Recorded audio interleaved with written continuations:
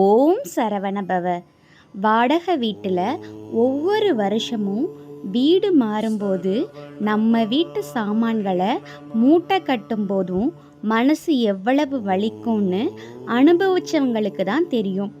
நமக்கு ஒரு வாசல் இருக்காதா, நம்ம வீட்டு நிலப்படியில் ஒரு தடவையாவது மஞ்சள் பூசி குங்குமம் வைக்க மாட்டோமா அப்படின்னு ஏங்குற கோடிக்கணக்கான மனசில் நீங்களும் ஒருத்தரா? நீங்கள் தற்செயலாக இந்த வீடியோவை பார்க்கல. இன்னைக்கு ஒரு செவ்வாய் நன்னாள்.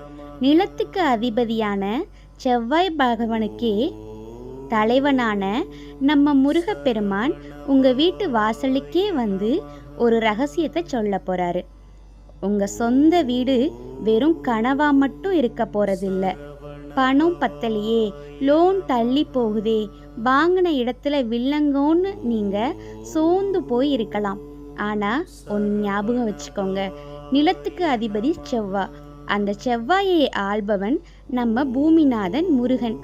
ஜாதகத்தில் செவ்வாய் தோஷம் இருந்தாலோ அல்லது வீடு கட்டுறதுல சிக்கல் இருந்தாலோ திருச்செந்தூர் கடலோரத்தில் இருக்க அந்த செந்தில் ஆண்டவனை மனசார நினைங்க. அவனை நினச்சாலே உங்கள் தடையெல்லாம் தவிடுபொடி ஆகும். உங்கள் பட்ஜெட்குள்ளேயே அழகான ஒரு இடம் அமையும்.